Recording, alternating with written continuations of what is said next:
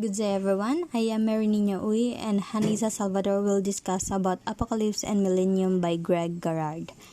In eco-criticism, Garrard studied the relationship between the human and the non-human or nature, as expressed in what he calls large-scale metaphors through history. Each chapter explores one of these metaphors, such as wilderness, apocalypse, pastoral, dwelling, animals, and earth, which are thought to have certain political effects or serves a specific social interest. But in 5 chapters, we will only discuss about apocalypse. Eurasians have not always believed that their world will end someday. The prospect of an imminent eschaton or end of time opened up for Judeo-Christianity in the 2nd century on either side of the Christian year zero. It was mapped out in a new literary genre called apocalypse. From the Greek apokalyptin, meaning to unveil, apocalyptic literature takes the form of a revelation of the end of history. Violent and graphic images and juxtaposed with glimpses of a world transformed. The underlying theme is usually a titanic struggle between good and evil. Apocalypticism has been described as a genre born out of crisis, designed to stiffen the resolve of an embattled community by dangling in front of it the vision of a sudden and permanent release from its captivity. It is underground literature, the consolation of the persecuted by Thompson, 1997, 13-14.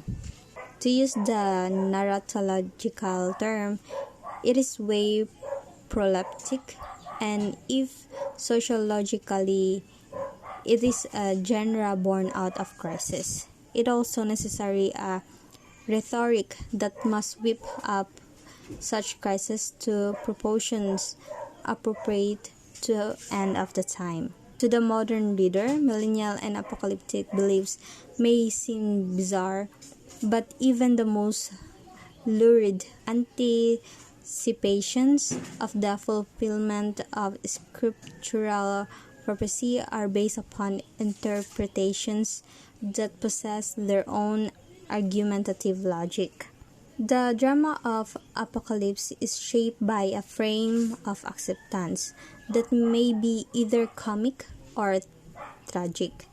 The choice of frame will determine the way in which issue of time, agency, authority, and crisis of dramatize. Tragedy convenes of evil in terms of guilt. Its mechanism of redemption is victimage. Its plot moves inexorably towards sacrifice and the cult of the kill. Comedy convenes of evil not as guilt, but as error. Its mechanism of redemption is recognition rather than victimage, and its plot moves not towards sacrifice but to exposure of fallibility.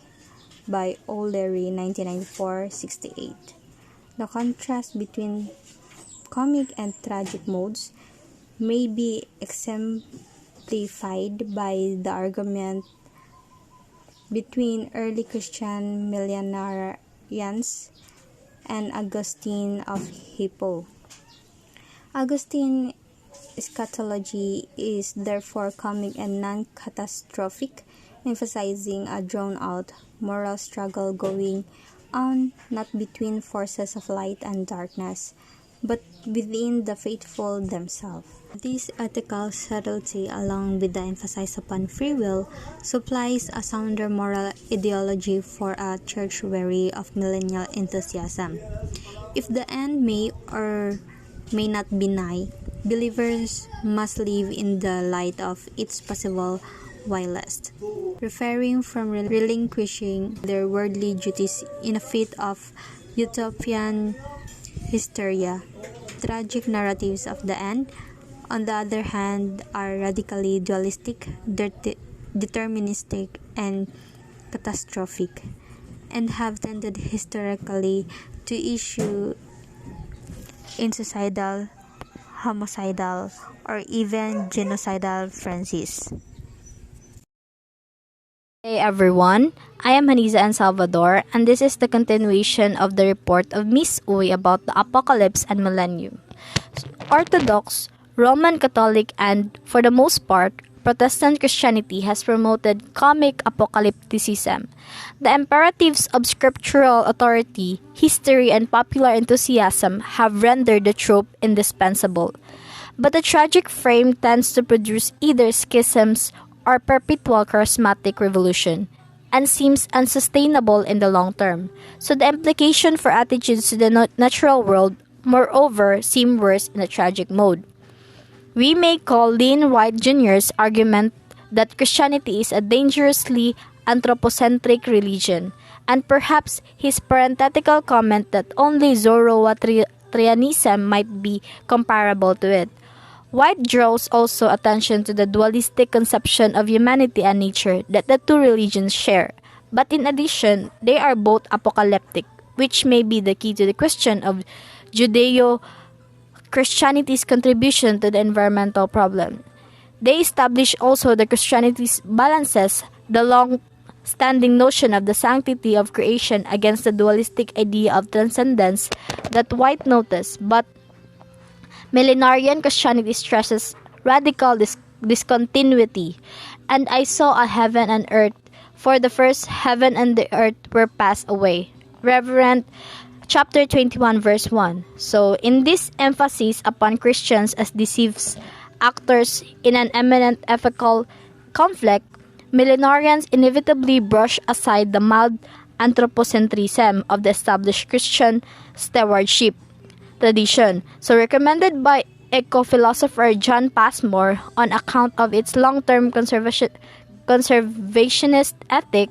Environmental crisis serves modern American conservative evangelists just as a natural disasters serve immediate medieval millenarians to a sign of the coming end, but not as a warning to avert it. Next is the coincidence of radical anthropocentrism and millennial zeal is epitomized by Ronald Reagan's first Secretary of the Interior, James Watt, who argued against environmental protection on the grounds that God would soon destroy the old earth. Al Gore criticizes Watt in his own Apocalypse, Earth in the Balances in the name of the mainstream Christianity and a comics eschatology that emphasizes human agency. Gore first indulges in tragic apocalyptic rhetoric evoking Hosse's biblical prophecy. They have sown the wind and they shall reap the whirlwind. In relation to prediction of terrible hurricanes resulting from the accumulation of greenhouse gases in 1992 to 263. However, he then attacks the use of such rhetoric by reactionary evangelists as an excuse for abdicating the responsibility to be good stewards of God's creation, thereby restating Augustine's case with a green infection. Despite the temptation to read weather patterns as portents of global warming, Gore acknowledges that sophisticated computer climate models are our prophets now, rather than the millennial readings of hurricanes and ice storms. And that will be all. Thank you.